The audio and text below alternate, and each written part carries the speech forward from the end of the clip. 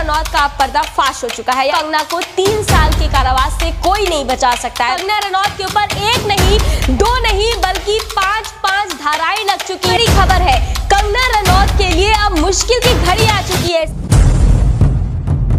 नमस्कार, मैं आपके साथ प्राची पांडे और आप देख रहे हैं नेशनल पिलर। बड़ी खबर आ रही है कंगना रनौत को लेकर। कंगना रनौत का एक तरफ तो अकाउंट सस्पेंड होता है, लेकिन वहीं दूसरी तरफ एक और बड़ी मुश्किल उनके सामने आ चुकी है। दोस्तों, मैं आपको बता दूं, कंगना रनौत के ऊपर 1 नहीं 2 नहीं बल्कि 5 धाराएं लग चुकी हैं। मुकदमा दर्ज किया जा चुका है उनके ऊपर और अब जल्द ही उन पर कार्रवाई भी शुरू होगी।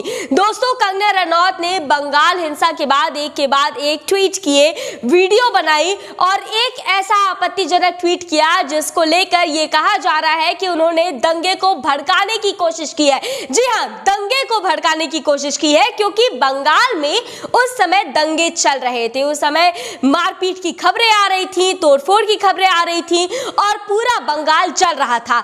ऐसे में कंगना रनौत ने प्रधानमंत्री से यह निवेदन किया कि प्रधानमंत्री जी, आप बंगाल के लोगों को 2002 वाला विराट रूप दिखाइए। जी हां, 2002 वाला विराट रूप अगर आप नहीं समझ रहे तो जाकर एक बार गूगल करिए, आपको समझ में आ जाएगा कि गुजरात में 2002 में क्या हुआ था। दोस्तों, मैं आपको बता दूं, उन्होंने ये भी कहा है कि गुंडागर्दी को सुपर गुंडागर्दी से खत्म करना होगा। यानी वो एक तरह से सरकार से ये कह रही है कि सरकार, अब इस हिंसा को खत्म करने के लिए आपको हिंसा का सहारा लेना पड़ेगा। दोस्तों, ये वही महात्मा गांधी की जमीन है, ये वही महात्मा गांधी की धरती है जहां पर उन्होंने अहिंसा से इस देश को स्वतंत्र करवाया। और ऐसे में एक अभिनेत्री ये कहती है कि हिंसा को खत्म करने के लिए हिंसा की जरूरत है। आप खुद सोचिए, आप खुद इस बात को समझिए कि किस तरीके से, कितनी आजादी से लोग इस तरह की बातें कहते हैं और उनके ऊपर कोई कार्रवाई नहीं होती है। यहाँ तक कि प्रधानमंत्री जी भी उनको कुछ नहीं कहते हैं। हालांकि यह जरूर है हुआ कि ट्विटर अकाउंट उनका सस्पेंड कर दिया गया। क्यों किया गया, यह भी कहा जा रहा है कि उन्होंने प्रधानमंत्री जी को टारगेट किया, उन्होंने प्रधानमंत्री जी का एक तरह से अपमान किया, ये कह के कि आप 2002 वाला विराट रूप दिखाइए। यानी कहीं ना कहीं उन्होंने प्रधानमंत्री जी के ऊपर भी एक आरोप जो है वो लगाया है। इस वजह से उनका अकाउंट सस्पेंड कर दिया गया है। मैं दोस्तों आपको बता दूं, भाजपा के कई नेताओं ने इस चीज का जो है वो पूरा समर्थन किया है कि कंगना का ये अकाउंट सस्पेंड होना चाहिए था। कारण ये है कि प्रधानमंत्री जी का अपमान हुआ है, इस वजह से उनका अकाउंट सस्पेंड होना चाहिए। लेकिन उसके पहले अभिनेत्री कंगना रनौत ने कितने लोगों का अपमान किया है ये शायद लोग भूल चुके हैं। उस समय उनका ट्विटर अकाउंट सस्पेंड क्यों नहीं किया गया, जब उन्होंने किसानों को आतंकवादी कहा, जब छात्रों पर हिंसा हुई तो उन्होंने कहा कि ये गद्दार है, इनके साथ ऐसा ही होना चाहिए। और भी तमाम मौकों पर अभिनेत्री कंगना रनौत ने बहुत सी आपत्तिजनक टिप्पणियां की हैं, लेकिन उस समय उनके पर कोई कार्रवाई नहीं की गई। कार्रवाई तब की गई जब उन्होंने प्रधानमंत्री जी का अपमान किया, प्रधानमंत्री जी से ये कहा कि आप अपना विराट रूप दिखाइए और गुंडागर्दी पे उतर आइए। बताइए, आप ही बताइए दोस्तों, कि क्या एक अभिनेत्री प्रधानमंत्री से ये कहती है कि आप गुंडागर्दी पर उतर आइए, तो क्या ये सही है? अब आप ये सोचिए कि कंगना रनौत को इतनी आजादी कैसे मिली, कंगना रनौत की इतनी हिम्मत आखिर कैसे हो गई कि वो प्रधानमंत्री जी से ऐसी बात कर रही है। खैर, फिलहाल अभी जो पूरा मामला है वो हम आपको बताते हैं। टीएमसी के प्रवक्ता रिजू दत्ता जो है, उन्होंने ये मुकदमा दायर किया है कंगना रनौत के ऊपर और 1-2 नहीं बल्कि 5 धाराएं लगाई हैं। 5 धाराएं कौन सी हैं वो भी मैं आपको बता देती हूँ। लेकिन दोस्तों, मैं आपको बता दूं, ये बहुत बड़ी खबर है। कंगना रनौत के लिए अब मुश्किल की घड़ी आ चुकी है। इसके पहले भी उनके ऊपर महाराष्ट्र सरकार ने कार्रवाई की थी, उनका दफ्तर तोड़ा गया था, लेकिन उसके बाद भी कंगना की बुद्धि नहीं खुली और वो एक के बाद एक बयानबाजी करती रही।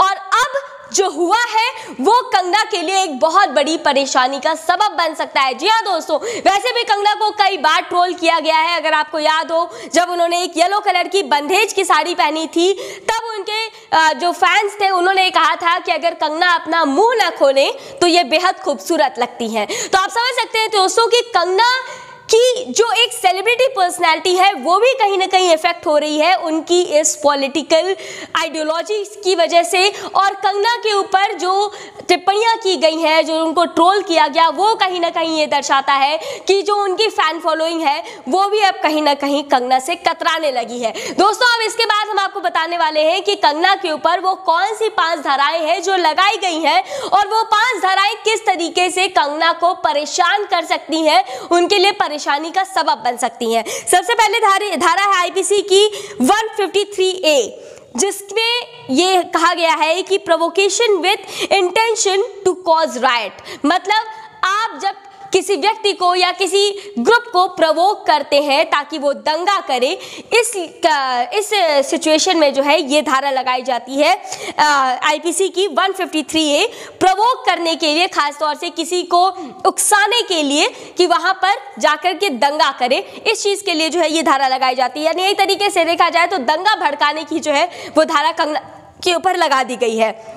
इसके बाद दूसरी आईपीसी की धारा है 504, intentionally insult and break public peace. यानी जो सामाजिक शांति है उसको कहीं ना कहीं खत्म करने की कोशिश, उसको खंडित करने की कोशिश की है कंगना ने, ये इस वजह से धारा लगाई गई है। और एज वेल एज अगर देखा जाए तो उन्होंने ममता बनर्जी को लेकर भी ट्वीट किया था, इसलिए इंटेंशनली उनका ये इंसल्ट करने का भी मकसद रहा होगा, इसी वजह से उन्होंने ये धारा भी लगाई है 504। और आप अगर उनके ट्वीट पुराने उठाकर देखिएगा तो आपको समझ में आ जाएगा कि कंगना कितने खुले तौर पर लोगों को क्रिटिसाइज करती रही हैं और कितनी आपत्तिजनक बातें भी कहती रही हैं। इसके बाद आईपीसी की धारा 505 जो कि असत्य कथन या झूठ परिचालित करने के लिए लगाई जाती है। यानी अगर आप कोई भी प्रोपेगेंडा वश या कोई भी झूठ फैलाते हैं तो उस केस में आपके ऊपर आईपीसी की धारा 505 लगा दी जाती है।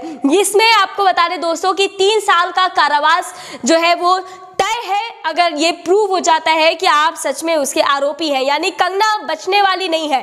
कंगना के लिए बहुत बड़ी मुसीबत आ चुकी है, क्योंकि जिस तरह से उन्होंने ये ट्वीट किए हैं और वो ट्वीट लोगों तक पहुंचे हैं, लोगों के सामने ऑलरेडी उनकी इमेज खराब हो चुकी है और अब तो उनका ट्विटर अकाउंट भी सस्पेंड हो गया है। तो जाहिर तौर से देखा जाए तो हर तरीके से कंगना अब घिर चुकी है परेशानियों से। इसके बाद उनके ऊपर आईपीसी की धारा 143 और 66 भी लगाया गया है, जो कि अब देखा जाए तो 43 उस केस में लगाया जाता है जब कोई भी शब्द ऐसा है जो कि अवैध है और उस शब्द का इस्तेमाल किया जाए, तो ऐसे में आईपीसी की धारा 143 लगाई जाती है। और 66 लगाया जाता है जब जुर्माना ना दिया जाए। अगर कंगना के ऊपर कोई जुर्माना लगाया जाता है और जुर्माना नहीं दे पाती है तो ऐसे में उनको कारावास हो सकती है। तो ऐसे में अगर देखा जाए तो ये जो 5 धाराएं हैं, इनमें सबसे मुश्किल धारा, सबसे कठिन धारा जो है वो आईपीसी की 505 है, जो कि असत्य कथन या झूठ परिचालित करने पर लगाई जाती है और इसके लिए 3 साल की सजा हो सकती है।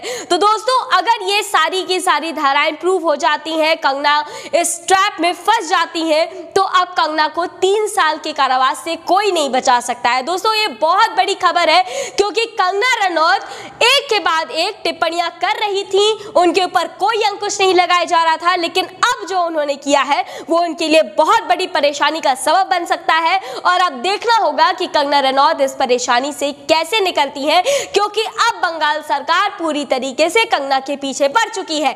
टीएमसी के प्रवक्ता रिजू दत्ता जिन्होंने इनके ऊपर ये मुकदमा दर्ज किया है, उन्होंने साफ कह दिया है कि कंगना रनौत के ऊपर ये जो मुकदमा दर्ज किया है वो इसलिए किया गया है ताकि उनके ऊपर अंकुश लग सके और उन्हें ये समझ में आ सके कि उन्हें इस तरह की टिप्पणियां नहीं करनी चाहिए। और दोस्तों मैं आपको बता दूं कि कंगना रनौत का जो ट्विटर सस्पेंड हुआ था उसके बाद उनको कई इंडियन ऐप्स पर भी बुलावा आया, इनविटेशन आई, कू ऐप आपने सुना होगा।